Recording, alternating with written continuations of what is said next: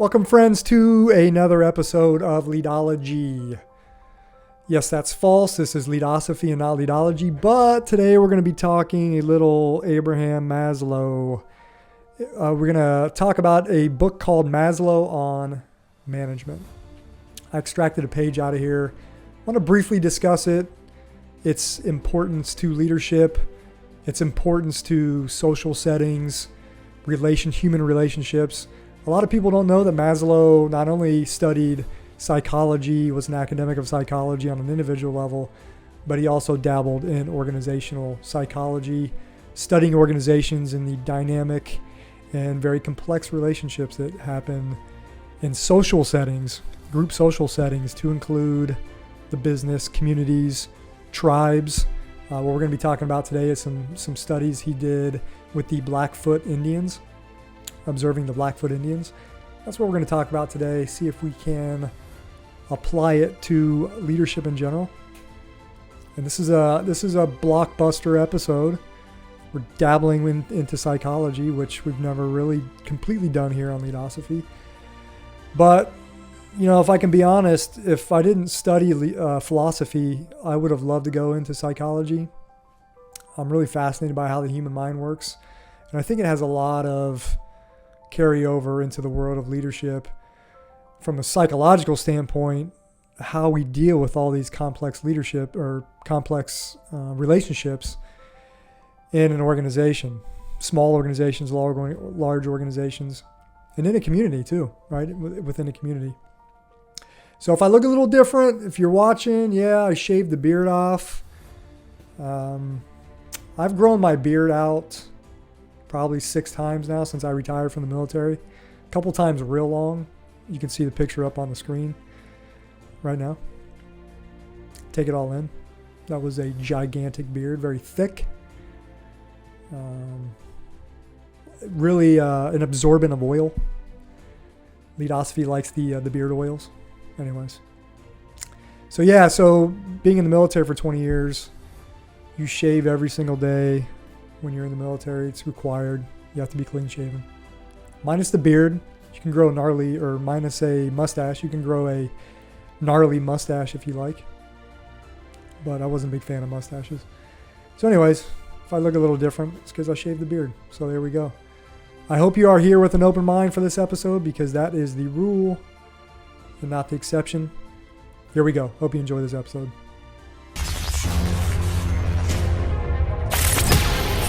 Are you ready to permanently fuse leadership and philosophy? Then a word of caution. You are about to enter the fully abstract yet wholly concrete realm of Leadosophy. Our ideas are not always so clear and distinct. To validate this proposition, we welcome the host of Leadosophy, Tim Woody. I want to inform the listeners before this episode really truly kicks off. We're going to be talking about Maslow's work with the Blackfeet Nation. The Blackfeet Indian Reservation is home to the 17,321 member Blackfeet Nation, one of the 10 largest tribes in the United States. Established by treaty in 1855, the reservation is located in northwest Montana. You can check out blackfeetnation.com. blackfeetnation.com if you want to learn more about the Blackfeet Nation Indian tribe. They have a really nice website. Check it out. I'm actually going to try to reach out to the Blackfeet Nation, see if I can get somebody on Leadosophy. See if I can get somebody on Leadosophy that wants to wax anything leadership or just anything in general. I think it'd be a great guest. So, all right, here we go. Back to the episode. All right, welcome back, friends, to Leadosophy. I didn't say Leadology this time. Leadosophy gets a little jealous when we go into the weeds of psychology. No, not really. I think they both complement themselves really well. So we're gonna enjoy diving into some psychology, or at least kind of some things that Maslow understood from his time with the Blackfoot Indians. So you can see up on the screen, I have the page we're going to talk about. It's page 24 in your Maslow on Management book. So if you could please turn the page to 24.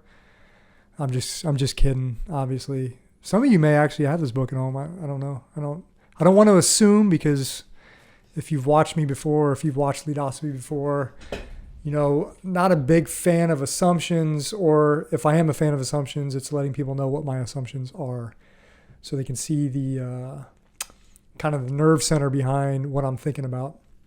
But anyways, this book is written by Deborah Stevens and Gary Heil. They co-authored this book. They reproduced a lot of Maslow's writings in here. So it's a really good book. I actually have a quote on the very front. You probably can't read it from here, but I have a quote on the very front.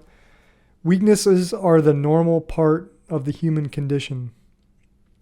And I actually have that on page 24, the one you're looking at right here. Weaknesses are the normal part of the human condition. So we're going to talk about that a little bit too.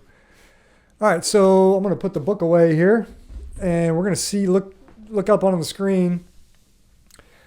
Maslow, the author's right, Maslow defines synergy as a culture in which what is beneficial for the individual is beneficial for everyone. High synergy cultures are secure, benevolent, and high in morale.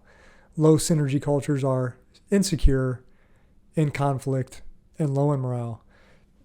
So in your life, the cultures that you are a part of, whether it's your Facebook groups, your peers at work, your organization at large, take a minute to think about if you were placed on the spot and you had to say whether your culture was high synergy or low synergy, what would you classify it as? What would you classify it as? Maybe you're a college student. Maybe my son's listening to this. The groups that you're around in school, in your classes, what are those cultures like? Are they high synergy, low synergy? Is there a lot of conflict? What about the organizations where there is a lot of conflict? Can you be high synergy and always in conflict? Seems like a contradiction almost. The authors continue here. The concept of synergy became increasingly more important to Maslow's organizational theories as he saw too many business cultures in which one's success could only occur at the expense of others.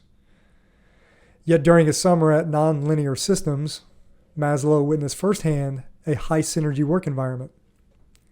The environment Andy Kay and his colleagues had worked hard to create, and I'm assuming Andy Kay worked at this place that Maslow watched or studied. The environment Andy Kay and his colleagues had worked hard to create reminded Maslow of his field work with the Blackfoot Indians.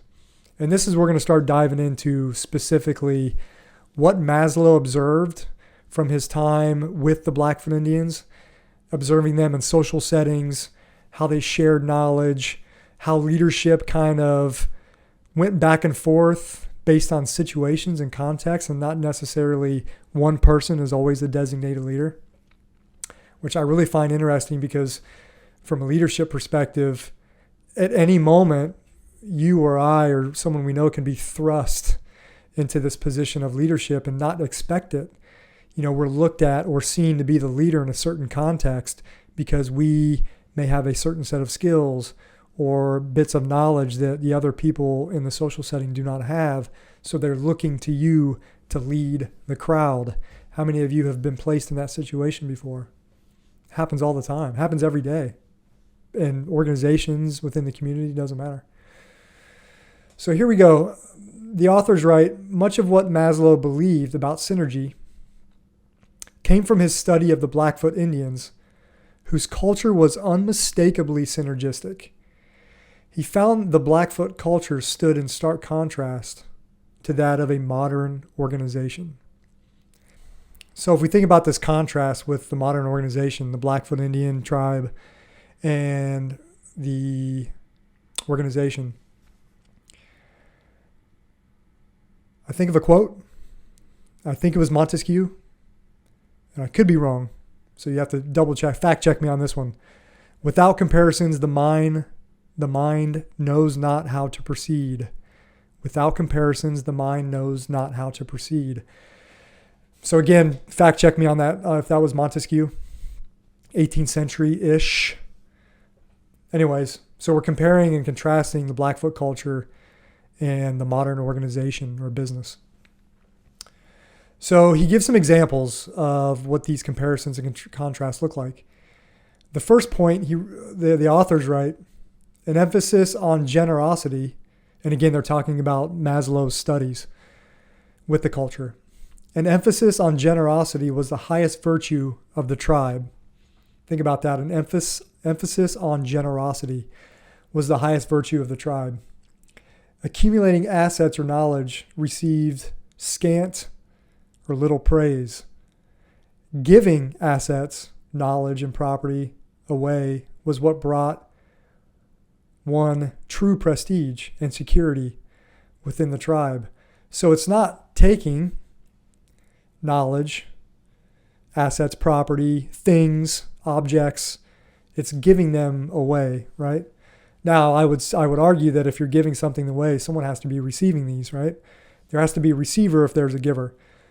But I will say, from a leadership standpoint, when we are giving knowledge away, we're building the organization. We're building our followership, right? I wrote, you can see my annotations in this passage here. I wrote KTR, and for me, that stands for knowledge, tools, and resources. And I would almost say KTRB, which B stands for barriers.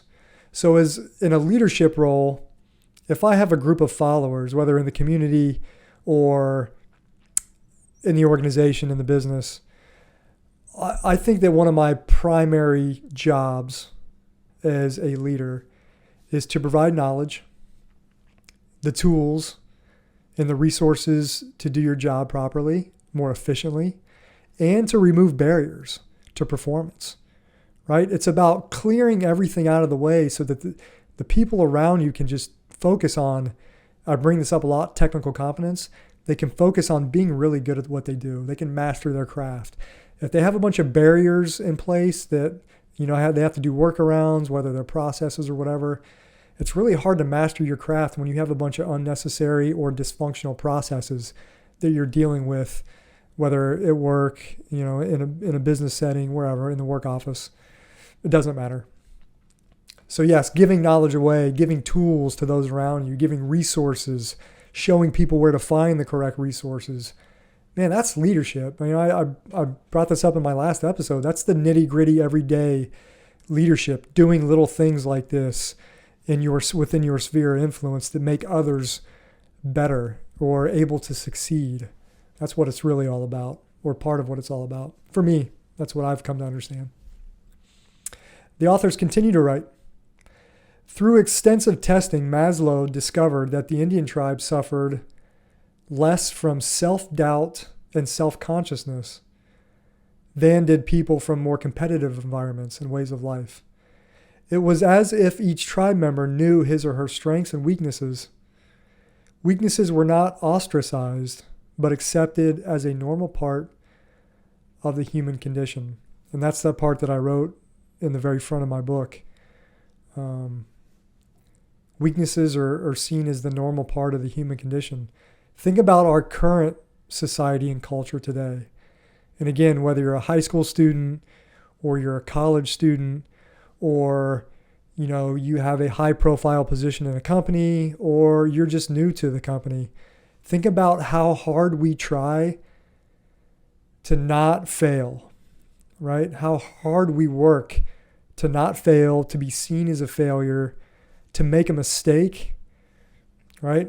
When I taught risk management in the Coast Guard, I always relied on some verbiage from the Marine Corps Risk Management Manual because they talk about the zero defect mindset. And this zero defect mindset is it's almost this paranoia, this fear to not make a mistake. And sometimes that's for fear of being punished, again, being ostracized, whatever it might be.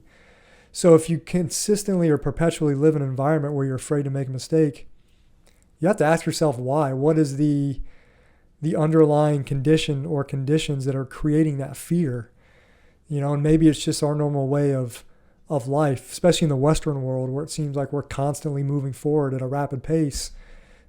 Fear of making mistakes they're everywhere. And it kind of sucks. It kind of sucks that people are afraid to make mistakes. And to that end, what if you're in a business where there is rigorous competition? How many businesses almost every business you could say, even nonprofits, are about a competition for scarce resources. There's only so much money to go around. Only so many paychecks to go around. Maybe only so much knowledge to go around. So when you have these competitive environments, that maybe helps fuel the fear a little bit. I don't know. I'd be curious to hear what you think about that. The authors also talk about personal responsibility and what Maslow recognized in the Blackfoot culture. It talks about parents and raising children to be more responsible. And obviously that doesn't really apply to the business or organization, but it might apply to the community, right? Is it possible to say or believe that if you have a community that has programs that are built to give younger children responsibility of decisions, of mistakes, maybe that would strengthen the community in the long run? I don't know. I think it's really good to give children responsibility. You don't want to set them up to fail per se, but you do want to encourage a little bit of risk taking. Mistakes are okay. Hopefully they're not catastrophic mistakes, obviously, but mistakes are just part of life. I think it goes with the last point we were talking about. I think that's important to and responsible of any community. To build a community is giving children the responsibility and holding them to personal responsibility, right? The next point the authors talk about, it's a short one.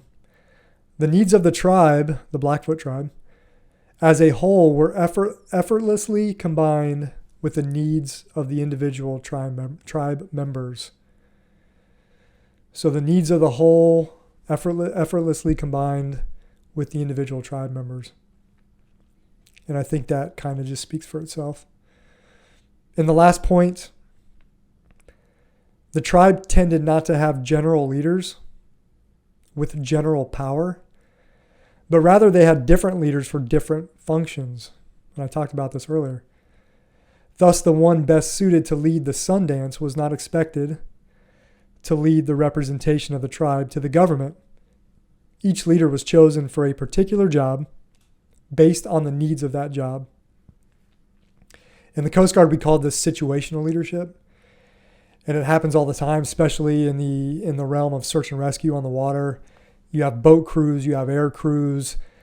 You take a Coast Guard boat crew, it's a minimum of maybe, 3 to 4 people, maybe upwards of 6 people that are all collectively coming together to affect a rescue of someone in distress or someone in peril. Different people may step up at different times to be a situational leader or functional leader in specific moments of time in that process of the rescue. So I'm a big fan of situational leadership. Again, I brought it up earlier. At any point in time, any of us can be thrust into a leadership role when least expected. Not necessarily a bad thing. Sometimes when it's that scenario, when you're just thrust into a leadership role, you just have to react and make decisions and pull people together. And you may not have a whole lot of time to think about how you might fail or make mistakes, or maybe they're not going to like me. Maybe that's a good thing when you're thrust into a leadership role. So there's this last paragraph, and then we'll wrap up Leadosophy for the day. Last paragraph on page 24. The authors write, leaders often comment on the need to create synergistic organizations where teamwork flourishes. We speak about the necessity to align organizational goals with personal goals. Based upon what we've learned from Maslow's work in synergistic cultures, have we underestimated the challenge? And I'll let you ruminate on that last question from the authors on page 24, Maslow on Management. Pick up the book If you're interested in organizational psychology, it's really fascinating. I'm about halfway through it. I read a lot of books at once. I may have 10 different books. I read 3 or 4 pages at a time. I definitely have a attention span problem when it comes to reading. It's very, very rarely that I'll read one book all the way through. That's just me. I can't do it. Can't focus on one book all the way through. So anyways, a little insight into Tim and Leadosophy. Hope you enjoyed this episode. Remember, Leadosophy is about using the tools of philosophical thought to deepen our understanding of leadership and life, I will say, and life. Thanks for watching, and we will see you next time. Thanks for watching and listening to another episode of Leadosophy. If you liked what you heard today, hit that subscribe button and check out Leadosophy.com and learn more about Tim's ideas on philosophy and leadership. We'll see you next time.